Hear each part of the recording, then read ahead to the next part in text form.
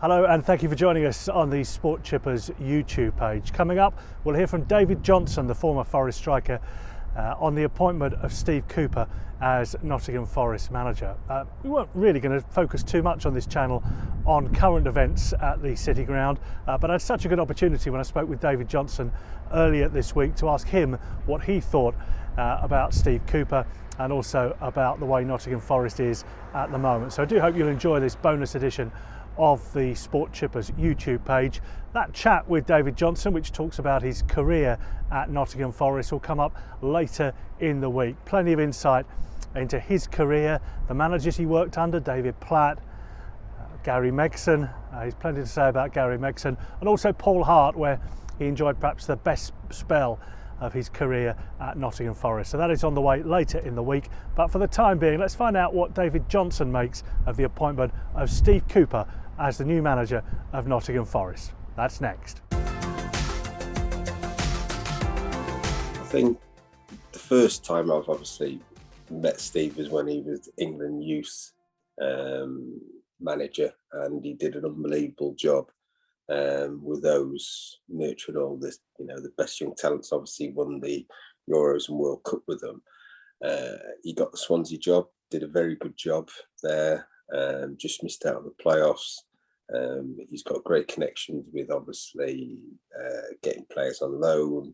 The calibre of player he got for Swansea was fantastic. Yes, albeit they missed out, 2 years on the bounce.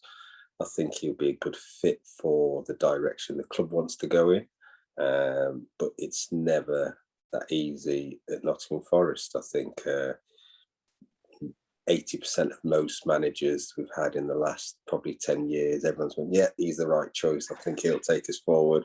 Yeah. And it's never worked out like that. So I think under Marinakis' reign, they went for a manager that's all about winning on Saturdays. And I think now Dane Murphy's come in charge. I think they've gone for a new direction.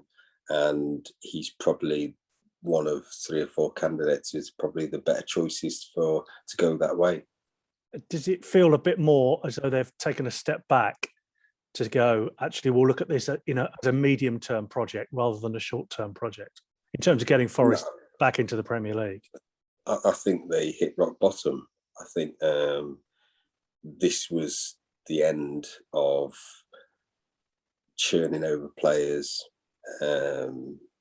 I think it's over 80 players under their reign, poor recruitment, massive wages, and it had to stop. And them, employing Dane Murphy was the right choice. He did a very good job at Barnsley, and I think they had to do this.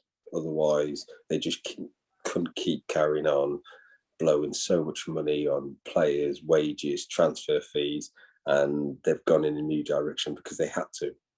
Do you, in that sense, do you feel sorry for Chris Hughton, who obviously came to Forest with a CV, pretty much as good as anybody in terms of getting out of the Championship, and it's just not worked for him? You mentioned about managers coming in and everybody saying, well, that seems a good fit, that might work. He's another one on that list. Yeah, definitely. I didn't think Karanka did a bad job.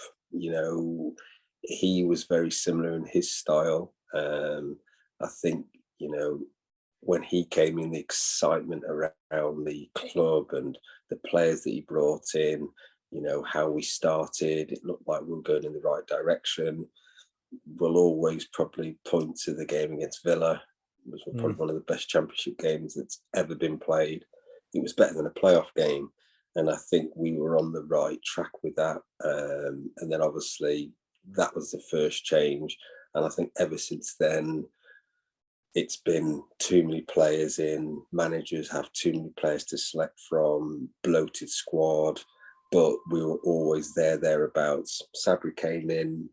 I thought he did a good job. Football wasn't great, but it was one of those where you're not bothered unless you're winning. And I think that he was probably the one where we would go for 2 or 3 years behind him.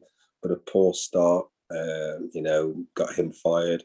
And when Chris came in, I think he was picking up the reins of the past 3 managers. And You could tell by some of the players he didn't select.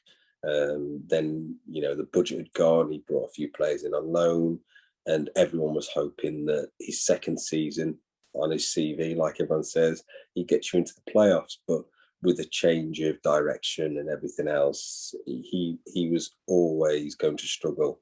And I'm surprised he hung on so long. It's about the philosophy, isn't it? The manager has to fit the philosophy of the club, and perhaps that now fits with the younger players, bringing in loan players from Premier League clubs, etc. Yeah, there should have been a philosophy from day one. As soon as they walked in and said, "This is how we want to play. This is what we want to do," etc., etc. But it never happened like that.